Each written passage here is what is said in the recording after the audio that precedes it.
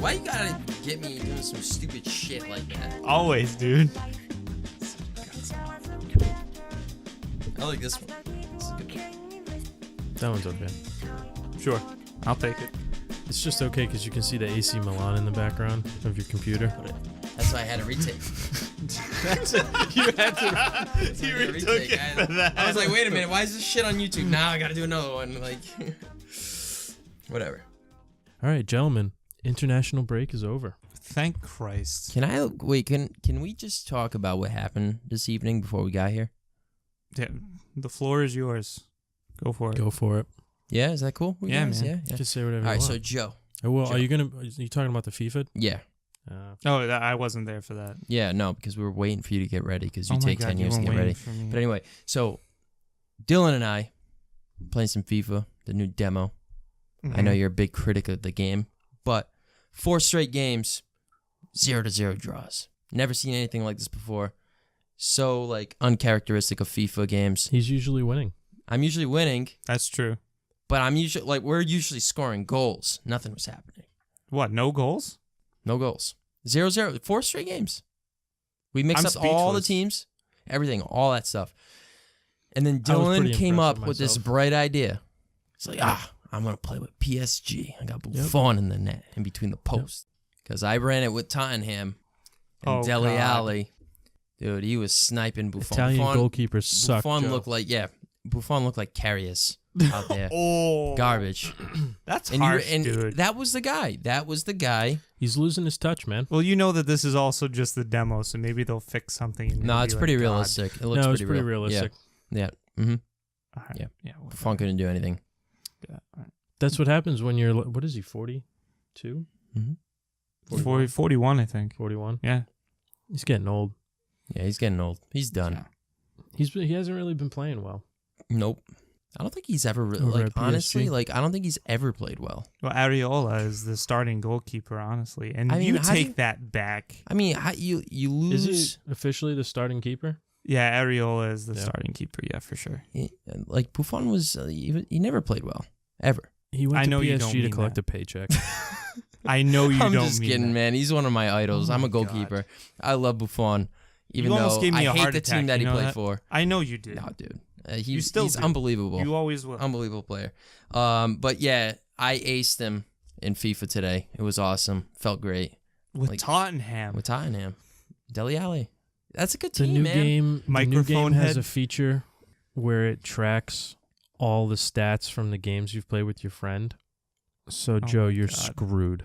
Yeah. Well, hey, I don't have an Xbox, so You should get one. We're going to create a profile for you on Rui's Xbox. It'll keep track of everything. And that's don't how we'll worry, keep don't track. worry. Yeah, we'll figure it out. buy his Xbox just for FIFA. Yeah. We'll post all your stats on But Instagram. for the record, I'm just kidding. I love I know, Buffon. I know. You guys, you know me, Joe. Even though he played for Juve, I hate them. But Man, do All I right, gotta know. give well, respect okay. where respect's due. All That's right. it. So, speaking of Italy, Yeah, what do we want to do? We want to So- segue into that? yeah, might as well. So the international break is officially over. my It was God, the I'm start of the happy. Nations League. Couple of good games, especially the Portugal versus Italy game. Interesting example. matchups, that's for sure. Yeah. Yeah, it was a good game for Portugal. Joe, I'm sorry to say this to you. You No, guys looked like crap. No, don't be sorry at all. There's tons of. I know work that's that not needs to be done. your best squad. It's not your A team, but that did not look pretty. No, you were right. I mean, we just have a lot of No work control. to do. No A lot of control work to do. whatsoever. And you know what? I was really impressed with my boys on your side, Romagnoli and Bonaventura. Caldara played pretty good. He didn't stand out as much as Romagnoli and Donnarumma. Donnarumma had it's crazy because when Donnarumma plays for the Italian side, he plays great. Yeah, he would. No, he was He the was best great player. in this game. Best player. He made one mistake, but Romagnoli bailed him out on that goal line clearance. Sure. Yeah. But yeah, he made up on that mistake. He made unbelievable saves. Unbelievable saves. No, this he game. looked great. Robbed Bernardo Silva of an upper 90 shot where I don't know if too many goalkeepers could have made that save, but he reacted. He took off perfectly. He timed it perfectly. Yeah, He that read was. it. Yeah. And he read it well. made an unbelievable save and he kept Italy in it. When your best your best player is your goalkeeper, That's not a good sign. it's not a good No. sign for the entire team. No. But no offense, Rui. I mean, he played out of his mind, no doubt. He Yeah. was doing great, but the rest of the team was just falling apart. And I remember we were having a similar conversation at one point. I don't know how much you remember, but you were like, yeah, it's a pity that Italy doesn't have anyone coming through the pipeline. And I think that that's sort of true. It's kind of true, and yet at the same token, They do. on the same coin, it's also not true. There's a lot of talent that was in that team. They're just so young.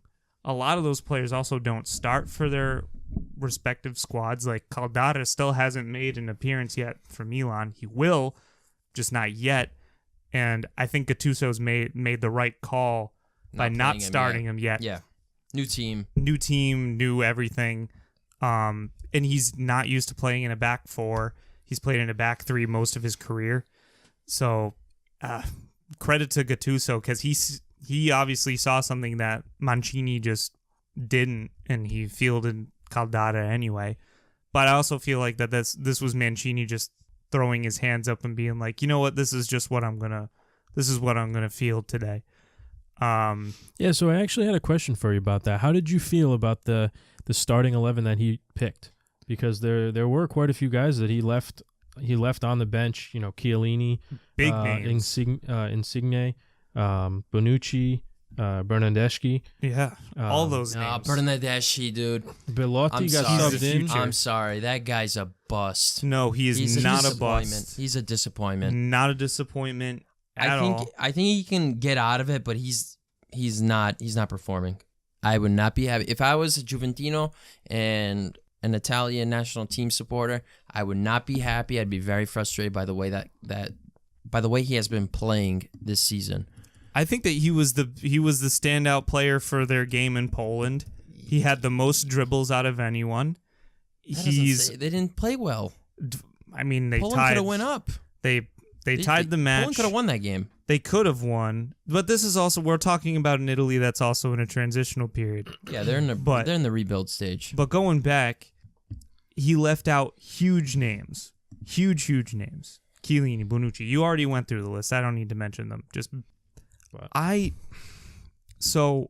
have a lot of bones to for pick. Immobile on this one, because he was the big guy. He's the superstar in the starting lineup with everyone else that you wouldn't see in the starting lineup for Italy, and for example, in a Euro or a World Cup game. Yeah. And he couldn't really do much. I don't know. It's almost like a Lionel Messi situation. You strap an Italy jersey on Immobile and he can't score. Not saying that Messi doesn't score in an Argentina jersey, but definitely not as frequently. No, but I get you know what you're I'm saying, yeah, right? I get where you're He's coming from. easier to stop when Mhm. he's playing for Argentina, and so is Immobile. But going back to your original question, it's the first time in 20 years that there hasn't been. I just want to point this fact out. It's the first time in 20 years that a single Juventus player hasn't been on that team.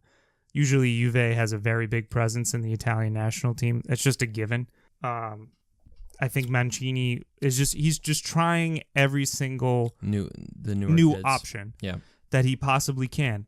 And if you look at the names in this list, I mean, aside from Immobile and Simone Zaza, who both kind of start a little bit more regularly, and Donnarumma, he starts for Milan on a regular basis.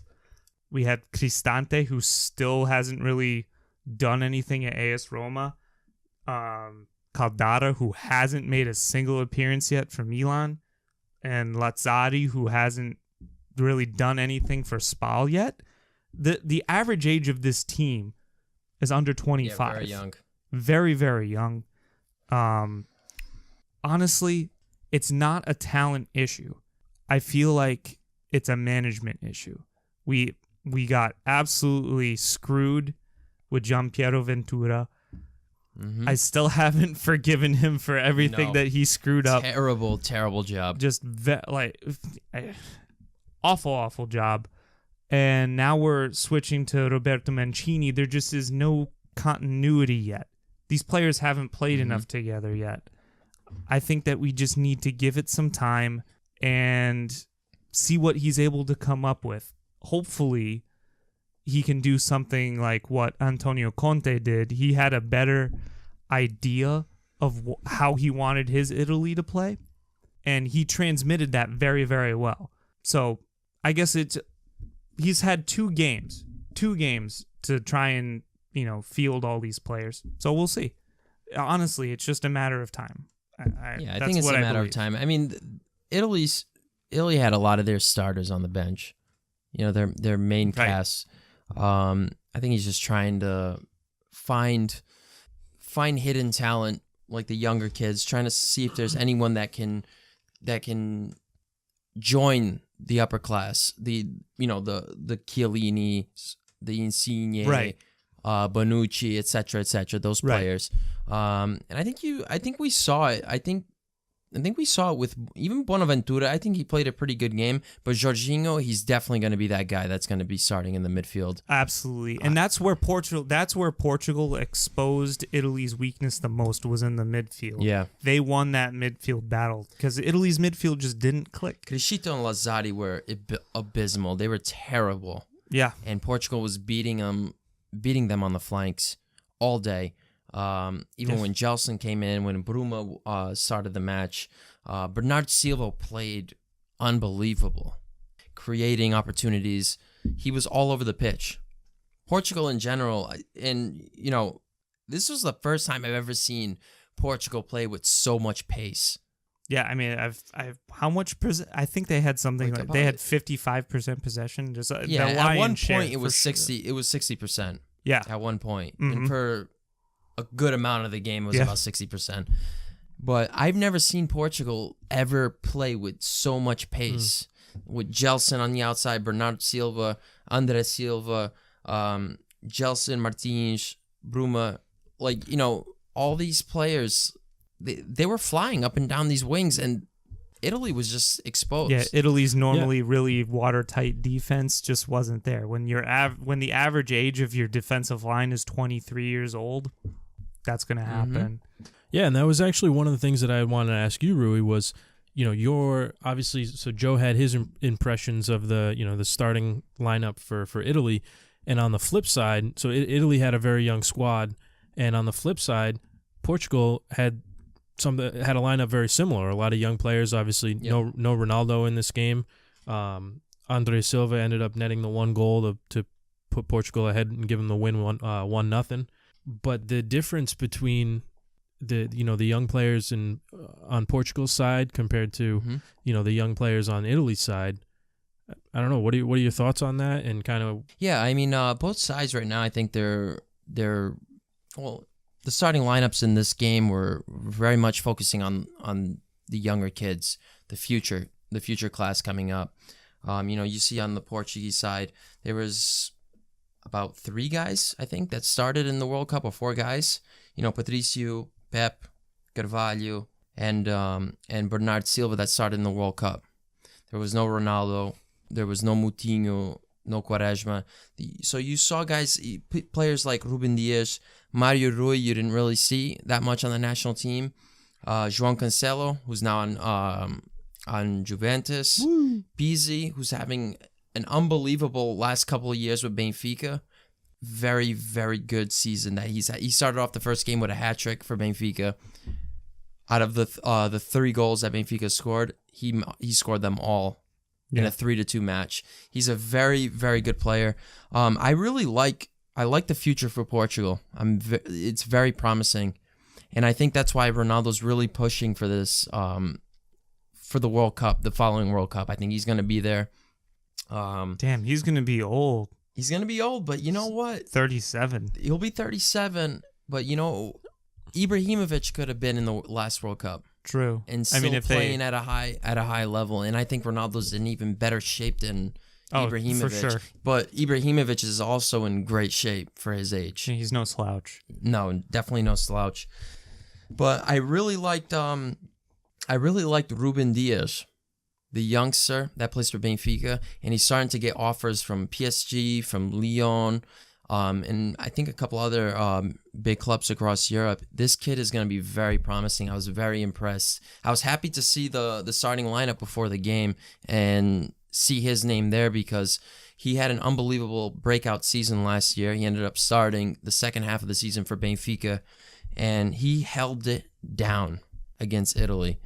I think he was really giving Immobile a tough time, and it's great. It's promising for Portugal because they're lacking very much in that center back role, and he's been playing great.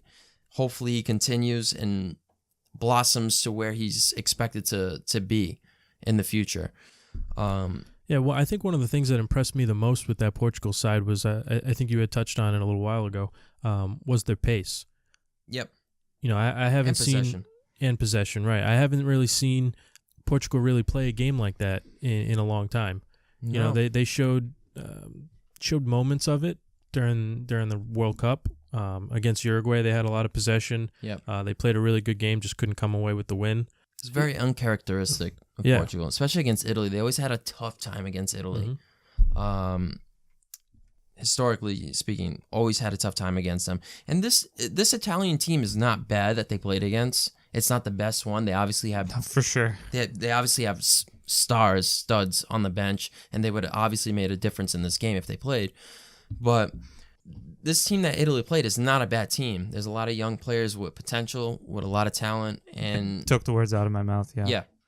So it was a sign of relief for us because Portugal for being Portuguese, because we don't have as many prospects as Italy does, or like France does, or Germany does, or they do actually.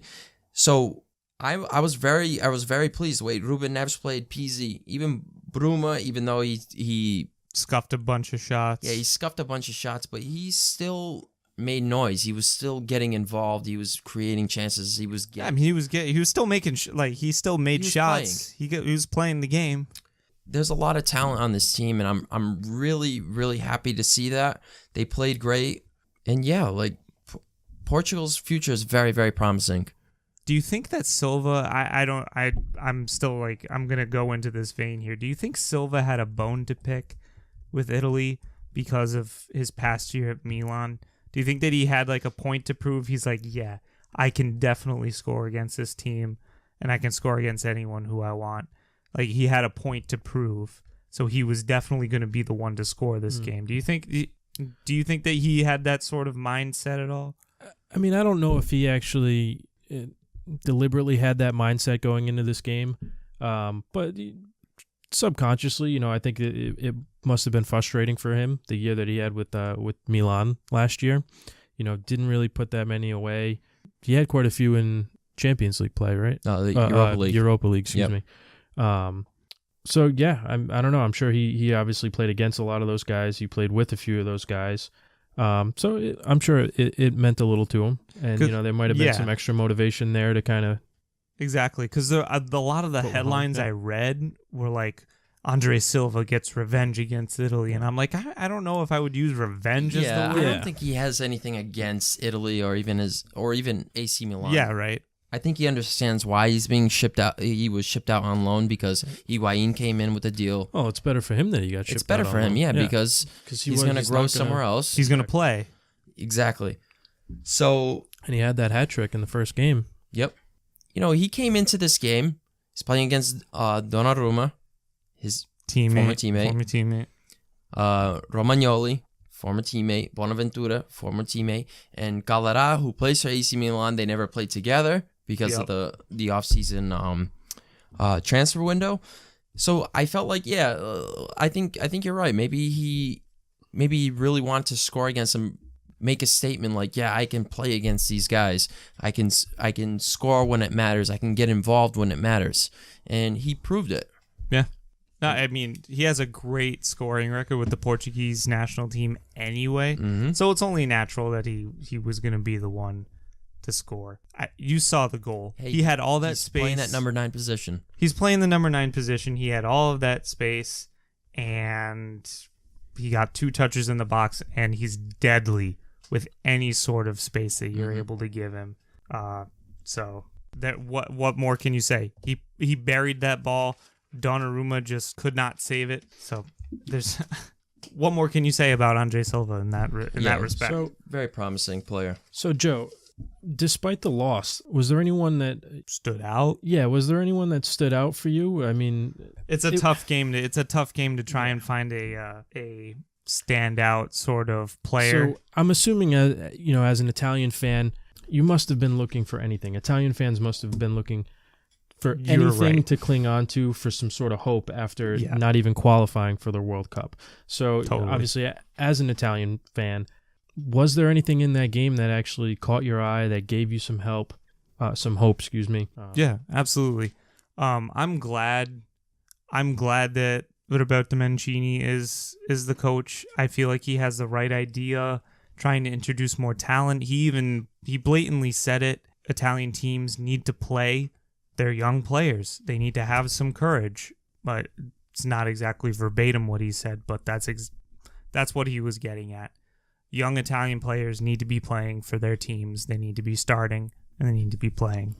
But in terms of player, who really stood out for me during the game, Donnarumma. Donnarumma was the best player for Italy on the field. He's still only 19 years old. He's great, and he made so many plays. Rui's making a face over here. He's trying to make a case for Romagnoli. Yeah, he's pretty happy that you're talking about Donnarumma and Romagnoli. Donnarumma, for me, was hands down the best Italian player over the two games. You just made his night. Romagnoli has a lot of work to do, especially with Caldara. They have a lot of chemistry that they need to work out, which is only natural. They're both very young. It'll happen. They are the future. Well, that's just it. They are the future. They need to play more together. The other player who may not have had the best game against Portugal, but a lot rests on his shoulders, is Enrico Chiesa. And he had a great breakout season for Fiorentina last year. Mm-hmm. We call him a figlio di arte, which means like son of an artist, because his dad was also a really good player. And so a lot of is already expected of him. He's playing with Giovanni Simeone, who is Diego Simeone's son. So he's playing with another figlio d'arte. It's exciting to see them both together in Fiorentina. They're both young.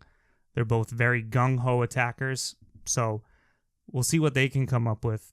But going back to Chiesa, a lot rests on his shoulders because he is the brightest talent in that team.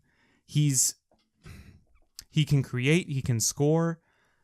He just wasn't used to his best potential in that game. And like I said, Mancini's only had 2 games to try and work all this stuff out. So he has his work cut out for him. That's basically the long and short of it. Yeah. So what team do Donnarumma and Romagnoli play for? Oh God, they play for Milan. Yeah, that's right. Just wanted to make sure. I totally forgot about that. So it's what happens when Mancini benches every Juventus player. That's just in Joe's defense, they can only play for so long. Well, I mean, we still have promising young center backs. We still have Rugani. In Joe's defense, it wasn't enough to win them the game. No. Maybe if they had a couple of Juve players in there, they could have pulled out the win. I don't know about that. It's all speculation at this point, honestly. I mean, for the amount of goals that Juve's let up this season, I don't know if it really would have stopped Bernard Silva and André Silva in the Portuguese attack. I bet you they could have. But at Portugal, I was happy to see Portugal play really well. I will admit that. They have a great future. There's just no doubt about it. Yeah, Rui. So on Portugal's side, which player in particular really stood out for you? And not one of those mainstream names, that you had kind of talked about, Rui Patricio, Pep, Bernard Silva, William Carvalho, because most people, obviously, those are kind of household names within Portuguese fans. A lot of people don't know Ruben Diaz, Bruma, Ruben Neves, who's he's over at Wolverhampton. Mario Rui, Pizzi, you had mentioned. So of those new upcomers, was there anyone in particular that kind of stood out for you? I mean, I really liked the way Bernardo Silva stepped out. I know he's the mainstream guy. He's at Man City. People know who he is. He had a great breakout season at AS Monaco a couple of years back. But, when we watched Portugal play in the World Cup, they weren't all there at first, especially Bernardo Silva. He was missing. He was actually being subbed out in a couple of the games. And we're like, gee, like, this guy is good. Like, he plays for Man City. Pep Guardiola loves him. He has the skill. He has the tools to change the game. And he wasn't performing. But we saw in the Uruguay game that he was getting involved. Portugal dominated that game. And I think a lot had to do with him. Same with earlier this week. Bernardo Silva was all over the place. He could have scored a goal, and Donnarumma made an unbelievable stop on his shot that was going upper 90. It was the way it took off from Bernardo Silva's foot, and he loves that. He loves that shot. We've seen it at Man City, where he has scored, and he came close from scoring, where he cuts in the inside and rips it with his left foot, and that's where he just feels so comfortable. He's so confident with that shot, and we've seen so many times where he has scored or came very close, and we saw it. We saw it. He dominated this game. He really gave the Italian wingbacks a really tough time, especially on the left side. Crescito and Lazzari were terrible. They put the workload on Donnarumma. They put the workload on Romagnoli and Caldara. Portugal was just playing a game that was unique. It was unfamiliar to them. Like I said before, it seemed like we were playing with so much pace, so much control, so much possession, which usually within like the last few years, it's like you can't go, like, as a Portuguese fan, you can't go a game without losing like 2 or 3 years of your life, the way they played, and they just dominated this game, and it came from the outside to the middle of the field, and that is one reason why Italy couldn't get anything on the attack, is because it forced the wingers like Chiesa to drop back and help. And once they recovered and had the possession, it was hard to break through, to build any play for Italy. That's why they were non-existent on the Portuguese side. It was very slow. Portugal kept pressing, and I couldn't keep up. And I don't mean to dodge your question, because I know Bernardo Silva is like a mainstream guy. He's well known, but he's really one player that stuck out, that where in a match where Ronaldo wasn't even in, and he really played well, and it's promising. It's very promising. Another guy too, as I mentioned before, I really like Pizzi. I like the way that he I love his vision. He's like another João Moutinho, but he's a little bit more involved on the attack. I thought he played really well. He created great chances. He has great vision. He knows where to place the ball when they're building up on a counterattack, or when they're just building up from the back. He has great positioning. And also Ruben Neves, I think this kid is going to be phenomenal. Mm-hmm. I don't think he's going to be at Wolverhampton for that long, unless if they become this new thing. If Wolverhampton just becomes this new big club in the making, this kid is going to be very good. Leicester City did it, but they're that middle of the team. I mean, the middle of the table team. Yeah. Would you believe me if I told you Ruben Neves is linked with Juventus? No way. I don't believe that. You talking about for January? At some point, they are looking into Jogo and Ruben Neves. Oh, Diogo Jota? Diogo Jota? Yep. That's on Wolverhampton. He's played very well over Wolverhampton. Yeah, last season he had a great... Juve knows where the talent is, so... Yeah, whatever. And it just so happens they're both Portuguese. It works. Now there's a little Portuguese revolution going on at Juventus now. I'm all for it. You got Cancelo, you got Ronaldo. Now you guys are shopping around at Neves and Jota. What's going on over there? I am not upset about it. Stay out. As long as they're good players, hey, Come one, come all. That's what I have to say about that. One thing that I do want to point out, I think it was last week, Joe was talking about the fact that a lot of the defenders don't get a lot of recognition when playing. And one of the stats that really stood out to me, and I think it played a big role in the way Portugal was able to dominate that game against Italy. They out-defended them. Being able to clear that ball and getting it back to your forwards and having them run up the field really helped that pace of play. Absolutely. And it kept Italy from building momentum. Yeah, that's a promising sign. And obviously Pep's back there, and we all know how Pep is. He's Pep's that hothead, but unbelievable defender, one of the best in this generation. But a lot of credit goes to Ruben Dias. Yeah, so that's what I was thinking. Obviously Pep, but then Ruben Dias, who's played a very, very good season last year with Benfica, and even this year he's starting to play very well too. Yeah, he won't be there long. Well, it's the future center backs for Portugal.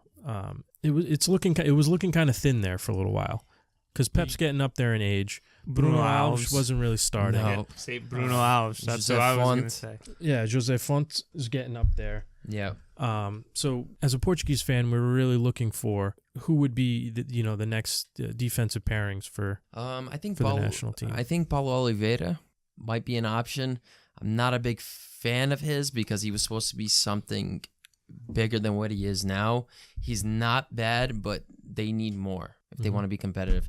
Another option is Danilo Pereira, who is naturally a defensive midfielder, but he's just so big, and he could probably fall right in the defense, and it would be like he had an unbelievable season at Porto last year until he got hurt, which is why we didn't see him in the World Cup. And I think he would have probably started at center back this year in the national team because Font was just not José Font was just not there. The age is catching up for him.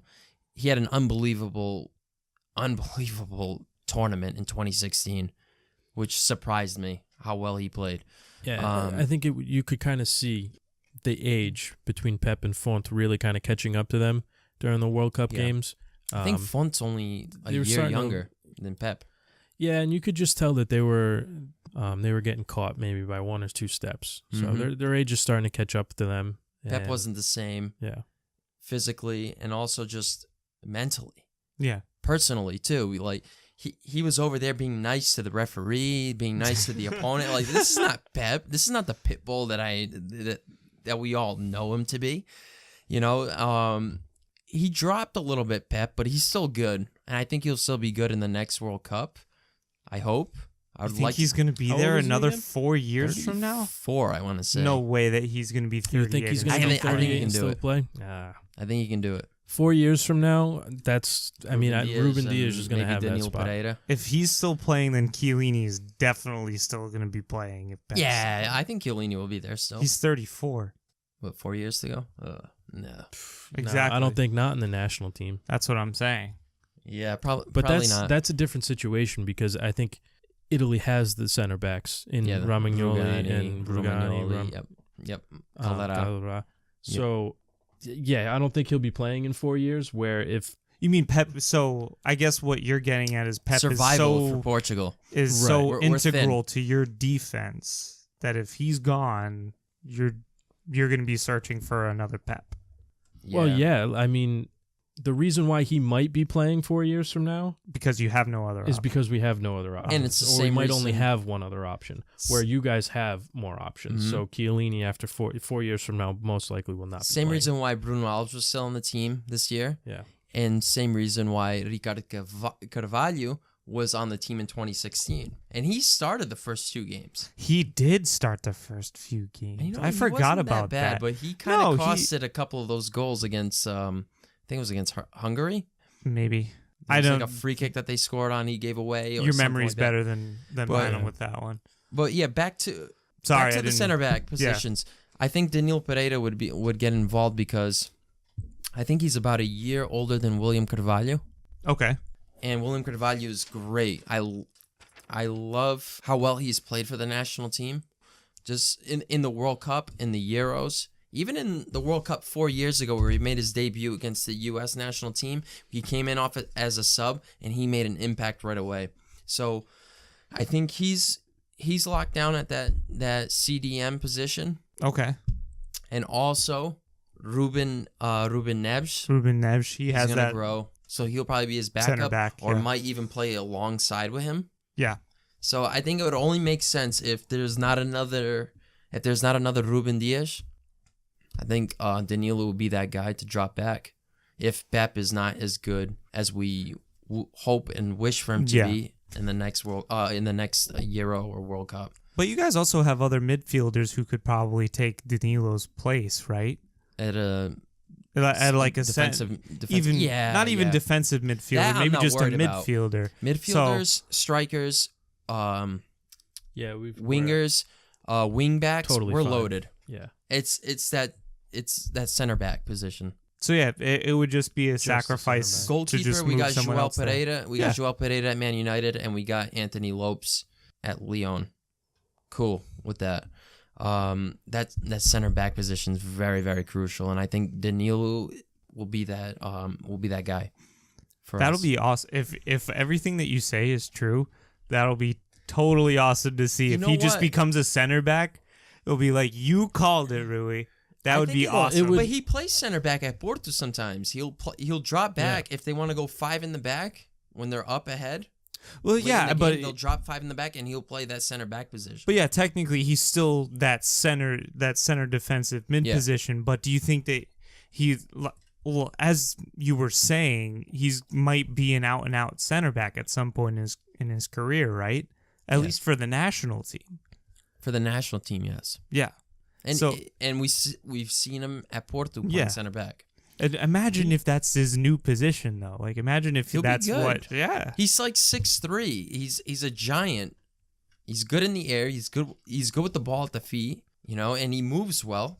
So I think he can do well. So you're making No, a really hard suggestion to the Portuguese national team coach, saying, I think I'm play going to be running for his job real quick. play Danilo.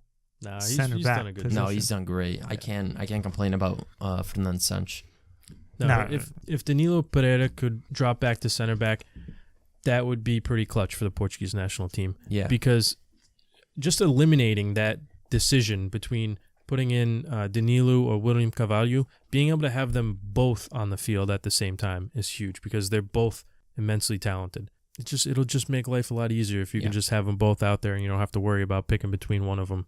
They're both young, game. too. Yep. And they're both young. Exactly. Him as in Danilo, Neves, and Carvalho. If they get like some sort of chemistry going on, Yeah. that could be dangerous. Neves. I really like Neves a lot. He's played very well over at Wolverhampton. He's one of the youngest captains to captain their team in a Champions League match ever. 18 years old. Wow. Wolverhampton? Porto's not. Seriously? No, not Wolverhampton. when he was at Porto. Porto. 18 okay. years old. That's insane. Like, all right, Porto's not a Juventus. It's not a Milan. It's not a Madrid. It's not Barcelona. They're still a Manchester good United. team, though. They're a good team. They're Respectable one of the team. 2 better teams in Portugal. Yeah. They're a historic team. To captain that team at age 18, that's huge. huge. That just says a lot about Ruben Neves then. Yeah, I think he's going to be really something special. I really, really do. Really quick, I want to get your thoughts on because this is someone who did not get picked for the World Cup, had an outstanding Euro, went completely missing for a couple years, didn't get selected for the World Cup. He did end up getting subbed in late in this game. Renato Sanchez. Yeah, yep. What are your thoughts on him and his play in this game and even recently with the national team? I thought he did good. I thought 'Cause he did okay. He did okay. He came in off as a sub. This is becoming Do you think that his disappointing. is he hitting his ceiling?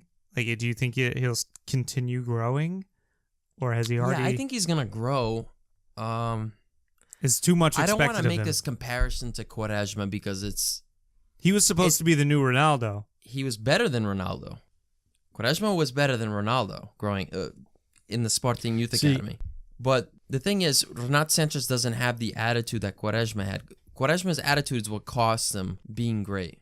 Renato Sanchez, I think, is just a combination of getting hurt, signing to a big team where like he wouldn't Bayern, get played. where he wouldn't get any minutes. I think he should have stayed at Benfica another year, grow some more, and go to another big club where you can be a spot starter or a rotational player. Not Bayern. Like, Bayern is the team. It's a top 5 team in the world, and they're loaded at the midfield position. You know, he wasn't going to get Vidal, any minutes. You have Thiago. Thiago was coming off the bench. You know this. He was never going to get any playing time. You're right. Where are you going to put him in? Yeah. You know, a team like Inter Milan would be good for him. A team like Everton would be good for him. A team like Manchester United would have been good for him because he would be coming off the bench, rotating at least. And Bayern, it wasn't. And Wrong then they choice. shipped them off. They shipped them off to Swansea, the worst team in the EPL last year. Nothing happened. He got hurt. A lot of bad I feel like things. he can still be. I feel like he can still be a good player, and the coach didn't want to ship him out this year on loan or sell him because he believed that he can still blossom to where he was expected to be. Yeah. He's got a ton of speed and a ton of work ethic. He's an engine. Yeah.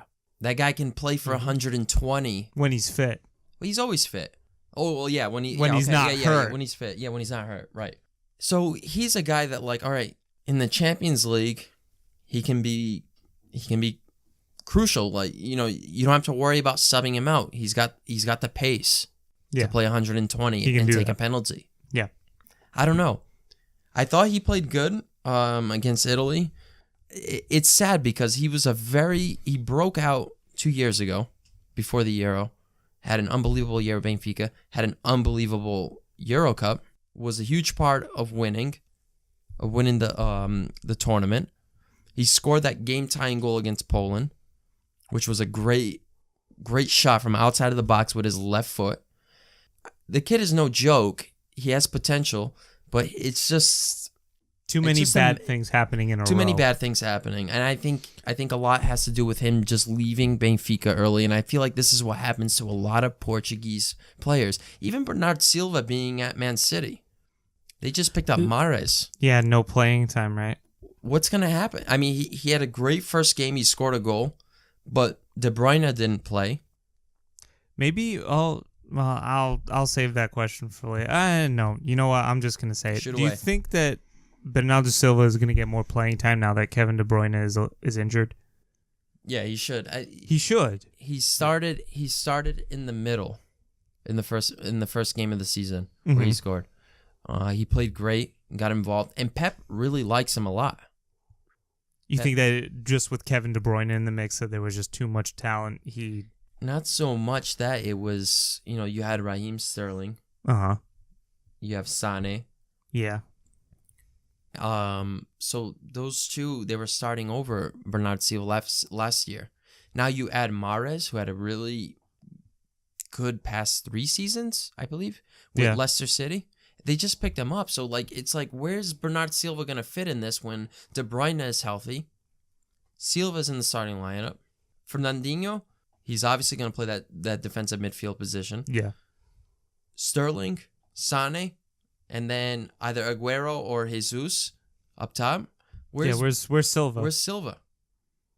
How many games is he going to play? I mean, Mahrez being there, it's like those two are going to be battling on who's going to be the person that's coming off the bench. Right. Mm-hmm. No, it's a shame, and honestly, it's one of the biggest problems that I have with football today. Not only, has it kind of hurt so many young Portuguese players, but just young players around the league in general. You see it happen so often where with Renato Sanchez and even Andre Silva, they had great years. He had Sanchez over at Benfica, Andre Silva over at Porto, and I'm still convinced that if the two of them had just stayed there for maybe another year, that it would have been so much better for them. Could I add one more? Yeah, Andre Gomes. Oh, absolutely. Over at Barcelona. I completely forgot about him. Dude, stellar Euro. Totally forgot about that guy. Euro. We haven't heard anything from him because he hasn't done anything at Barcelona because he's not and he's getting at played. Everton now. He's at And Everton he's now. at Everton. See, this is news Is to he me. on loan? Yeah, on loan. Yeah. Unbelievable. I feel like this What a always waste. happens. It happens to like the Portuguese players. Like Gelson Martinez just went to Atletico Madrid. What's he gonna do over there? Is he gonna get the playing time? Maybe? At least William Carvalho went to a team where he's gonna start and play. Real Betis. Yeah, right. What's gonna happen?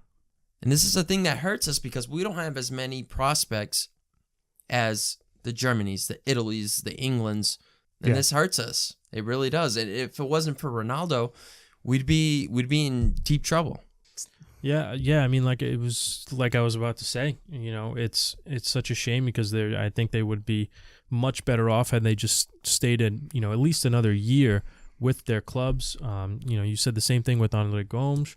Gonzalo Guedes was another one. He went to PSG, but they put him on loan really quickly over at is it Valencia? Valencia. Valencia. But Valencia just bought him before the trade, and that was perfect. The transfer. That's been a perfect Andre spot Gomes for was him. at Valencia right before he went to That's Barcelona. true. Yeah, he was. Played he great. Was yep.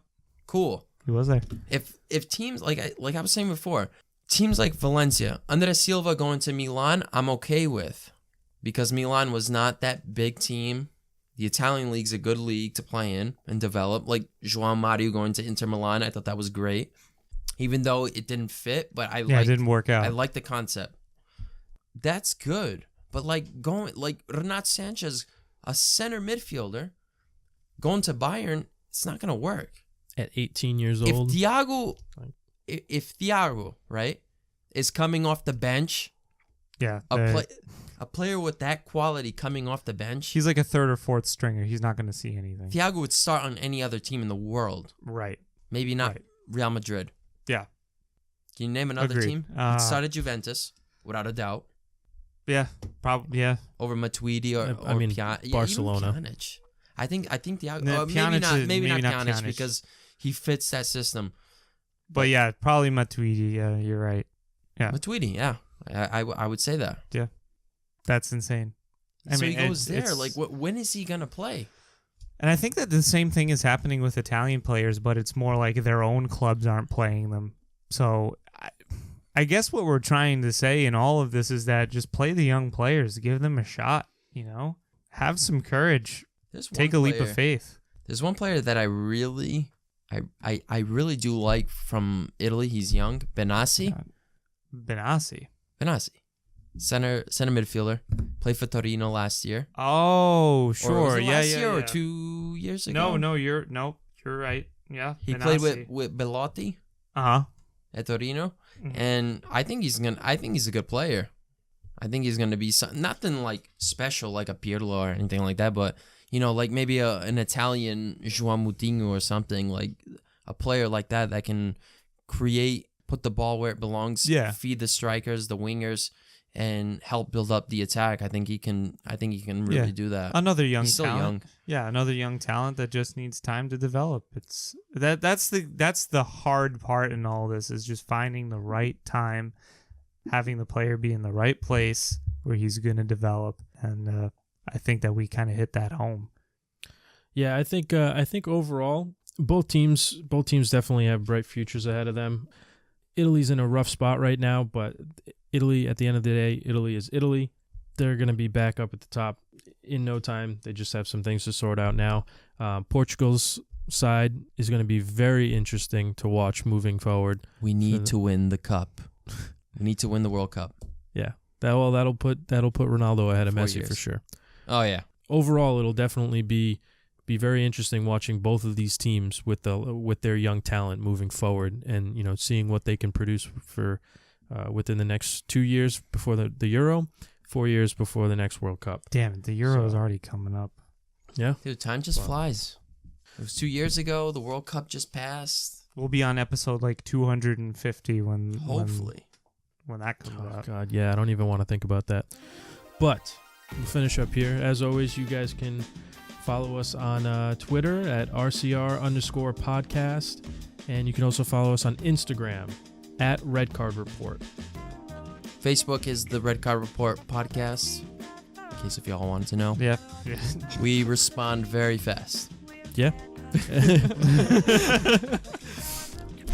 Anything else you guys want to add? Forza Milan. Forza Juve will thank God that actual football is back. Yes. And Oh my the God, I leagues hate are international break. We're playing Cagliari, 2:30 Sunday Eastern Time, back. See, why do you guys get Joe. the prime time spot? right before the Is Patriots. Ronaldo going to score this Oh, weekend? Ronaldo's going to Yes, he score. is. He's going to score a hat trick. I hate to say He's this. going to score a hat trick. I hate We to have say a this. very good scoring record against Sassuolo, so I'm confident. I He's hate to going say to this. I think he's going to score. I think he's going to score a couple of goals, maybe 3. He's going to break that duck against Sassuolo. Well, as soon as he gets started, he won't stop. Yep. So, Let's see. Let's Yep. see. All right. 8:50 a.m. Wake up Sunday morning. Watch it. Eastern Standard Time. Oh my God, 8:50. All right. Take us out, That's Dylan. it. All right, we're done. Later. Good night, everybody. Bye.